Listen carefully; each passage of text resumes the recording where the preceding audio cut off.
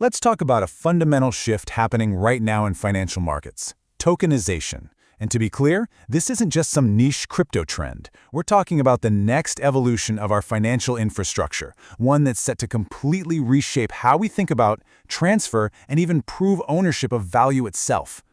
So here's how we're going to break it all down. We'll start with the big picture, this new architecture of value. Then we'll get into the nuts and bolts, the technology stack that's actually making it all possible. From there, we'll look at the market momentum and just how seriously the big institutions are taking this. Of course, you can't talk about this without getting into the regulatory maze, so we'll do that. Then, we'll look beyond finance to some really fascinating use cases. And finally, we'll wrap up with a hard look at the risks and what's on the horizon. And look, this isn't some abstract theoretical debate. When you have the CEO of BlackRock, the world's largest asset manager, making a statement like this, you have to pay attention. That's not just a prediction, it's a clear signal that a major structural change is already happening, and it anchors this entire conversation in the world of serious institutional finance. Now, this is a really crucial point to get. What we're witnessing is an evolution of financial infrastructure, not some flashy technology revolution. The goal isn't to get excited about the tech itself. The real goal is for the technology to become so seamless, so integrated, that it basically becomes invisible. The focus shifts to the value itself, making it programmable and fully integrated into our financial systems. All right, so let's pop the hood and take a look at the engine that's actually powering this whole shift. Because to really understand why this is so transformative, you first have to have a grasp of how it all works. Let's get into the tech stack. So, what is tokenization, really? At its heart, it's the process of taking the rights to any asset and converting them into a digital token that lives on a blockchain. Now, this is way more than just digitization, like scanning a document. This creates a record of ownership that is transparent, unchangeable, and can be verified by anyone. That shared, trustworthy ledger, that's the core innovation here. And you can already see the competition heating up at this foundational level. While Ethereum has been the dominant force for a long time, just look at where the developer talent is heading.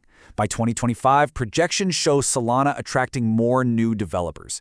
That's a huge signal about where the next wave of innovation is being built, with performance and scalability becoming the key battlegrounds. This whole ecosystem really rests on four key pillars. First, you have the blockchain networks themselves, the decentralized ledgers. Then you have smart contracts, which are just bits of code that automatically execute transactions and enforce rules, no middleman needed. Token standards are next. Think of them as the universal language that lets different assets talk to each other. And finally, and this is absolutely critical for scale, you have layer 2 solutions, which make transactions faster and cheaper by handling them off the main chain.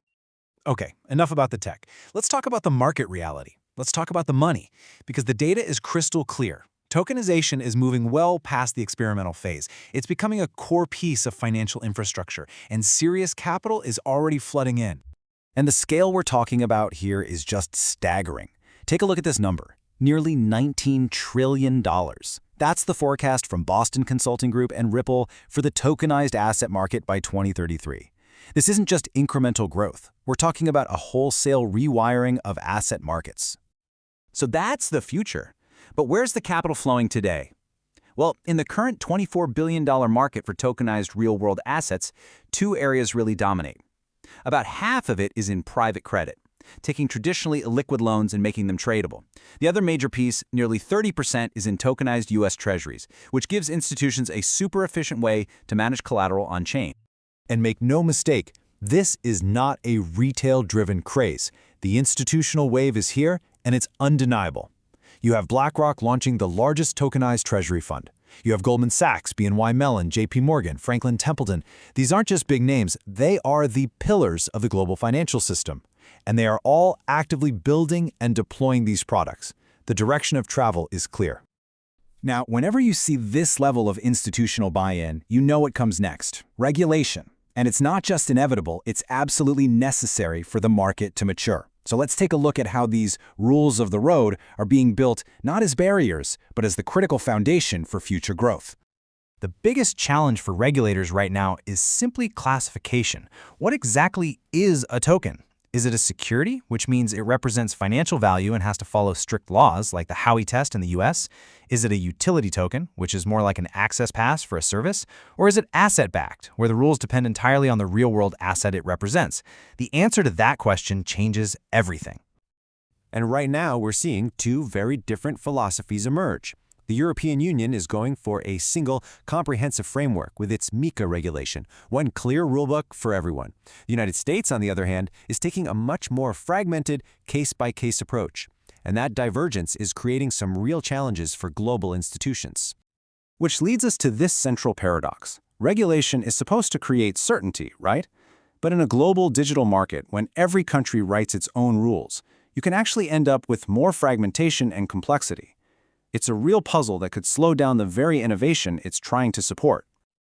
So far, we've focused mostly on capital markets, but the impact of tokenization goes so much further than just finance. Let's explore how this idea of programmable value is expanding into all kinds of industries, unlocking new efficiencies and creating business models that just weren't possible before. Just to give you a sense of the scale here, the value locked in decentralized finance is already over $123 billion. The market cap for tokens related to artificial intelligence is sitting at $36 billion, and the forecast for tokenized real estate, a jaw-dropping $3 trillion by 2030, all driven by the demand for liquidity and fractional ownership. And this is already having a real-world impact. In manufacturing, Siemens used digital twins, tokenized virtual replicas of physical assets, and boosted their production capacity by 200%.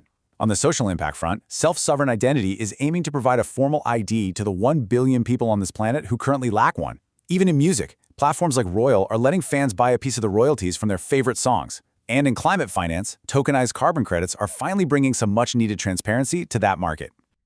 Okay, with all of this massive potential comes significant risk. So to wrap things up, let's turn to a more sober assessment. Let's look at the challenges and the warnings that are coming directly from the major financial bodies who are watching this new market very closely. And they are definitely watching.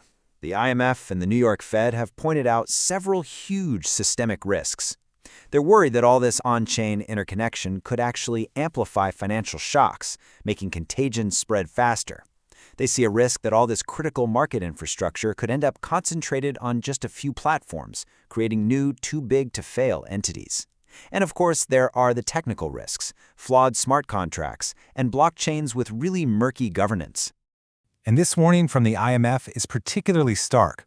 They're saying that the very thing that makes tokenization so powerful, its efficiency, could also be its biggest danger. By connecting the financial system so tightly, a shock could spread faster and wider than ever before, which could threaten the stability of the whole system. It's a massive trade-off that has to be managed. And that brings us to our final and maybe most important question. The big promise of tokenization has always been about democratizing access, about opening up markets to more people. But as this new infrastructure gets built by these huge institutions, we have to ask ourselves, is it truly opening doors for everyone, or is it just creating new, more complex forms of digital exclusion? That is the fundamental tension we have to resolve as we build this next generation of markets. And the answer will determine everything.